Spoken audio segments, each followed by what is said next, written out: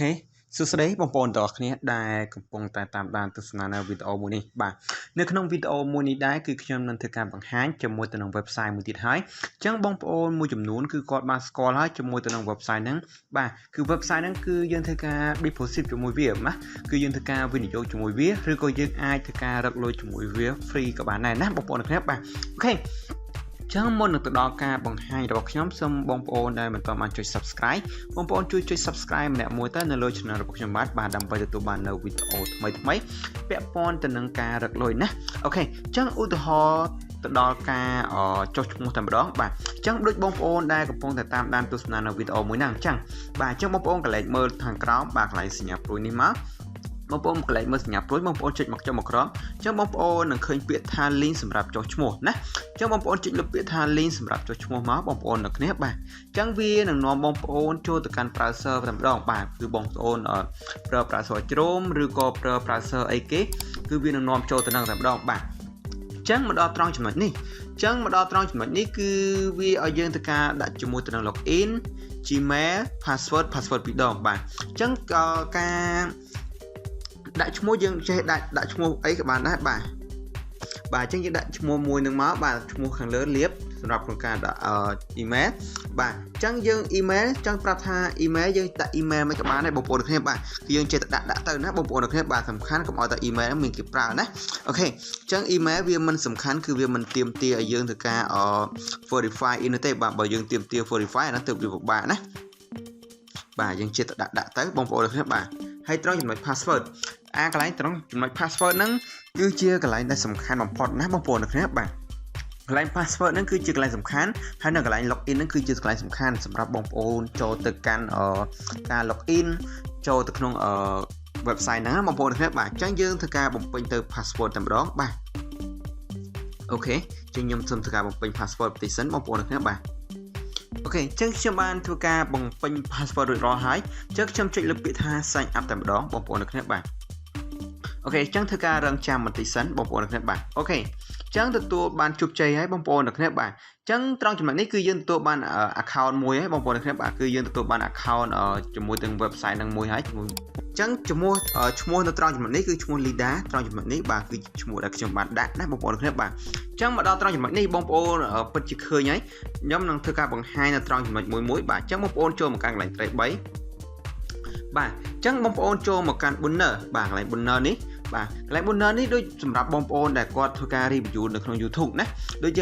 ជាខ្ញុំអញ្ចឹងខ្ញុំធ្វើការថតជាមួយទៅនឹងវីដេអូហ្នឹងធ្វើការបង្ហាញហើយគឺខ្ញុំធ្វើការ post upload ចូលទៅក្នុង YouTube បាទអញ្ចឹងបន្ទាប់ពី post ទៅចូលក្នុង YouTube ហើយគឺខ្ញុំនឹងធ្វើការយក link ពី YouTube ហ្នឹងយកមកធ្វើការផាសនៅត្រង់ចំណុចនេះណាបងប្អូនគ្នាបាទដើម្បីទៅការ send ដើម្បីមានឱកាសឈ្នះពី50រូបទៅ 15000 រូបណាបងប្អូនគ្នាបាទក្នុងមួយវីដេអូណាបងប្អូនគ្នាបាទអូខេអញ្ចឹងយើងចូលមកកាន់កន្លែងទី3បាទកន្លែង people ហ្នឹងគឺជាកន្លែងដដែលយើងបានឃើញអញ្ចឹងមុនហ្នឹងបងប្អូនគ្នាបាទអូខេអញ្ចឹងយើងចូលមកកាន់កន្លែងត្រី3ភាសាទៀតមកបាទយើងមើលកន្លែង top up បាទយើងមើលកន្លែង top up នេះគឺជាកន្លែងដែលយើងធ្វើការ deposit ជាមួយនឹងត្រង់ការធ្វើវិនិយោគណាត្រង់ខាងលើគឺយើងធ្វើការជ្រើសរើសយកគម្រោងយើងទី1វាមានគម្រោងទី1ទី2ទី3ទី4និងទី9ណាអញ្ចឹង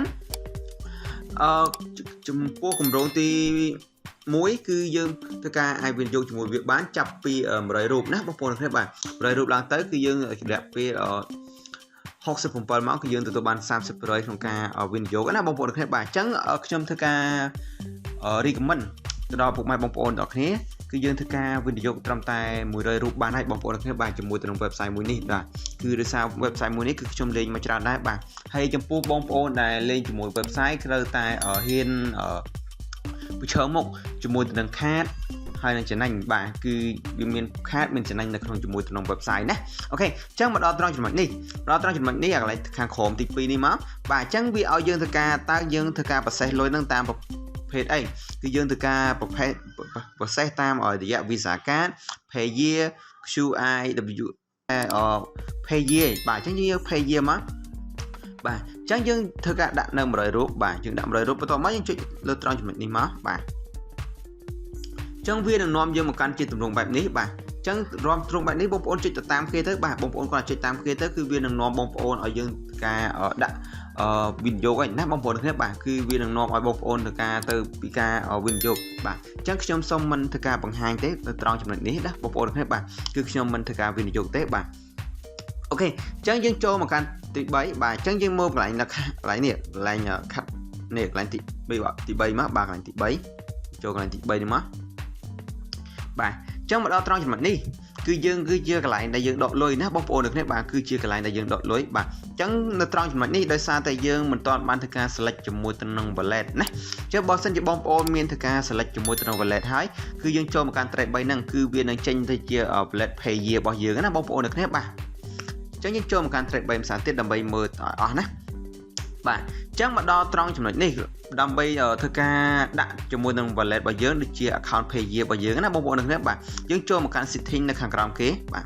នេះត្រង់ចំណុចនេះណាគឺគេមានឲ្យយើងធ្វើការជ្រើសរើសនៅ wallet មួយណាក៏ដោយបាទចំនួន6 wallet ណាដូចជា pay year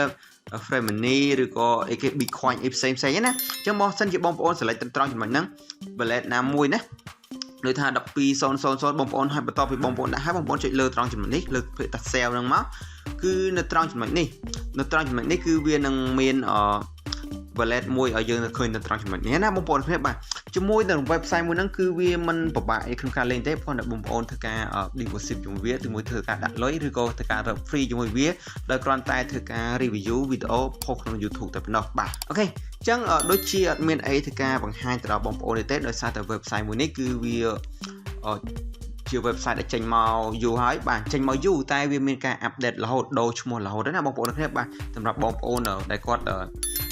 ថ្មីគឺគាត់មិនទាន់ស្គាល់ទេបាទជាមួយក្នុង website ហ្នឹងគឺ website ហ្នឹងគឺយើងធ្វើការវិនិយោគចំណេញជាមួយវាសឹងតែ 90% ណាបងប្អូនគ្នាបាទអូខេអញ្ចឹងវីដេអូនេះគឺខ្ញុំសូមធ្វើការបញ្ចប់ត្រឹមនេះសិនបាទហើយបងប្អូនចង់ដឹងអីទៀតបងប្អូនអាចធ្វើការចុច subscribe នៅ channel របស់ខ្ញុំដើម្បីតាមដាននៅទស្សនានៅវីដេអូបន្តពីរបៀបក្នុងការដកលុយជាមួយទៅនឹង website ទាំងអស់គ្នាណាសម្រាប់បងប្អូនថ្មីកុំភ្លេចជួយចុច subscribe ណាបាយបាយ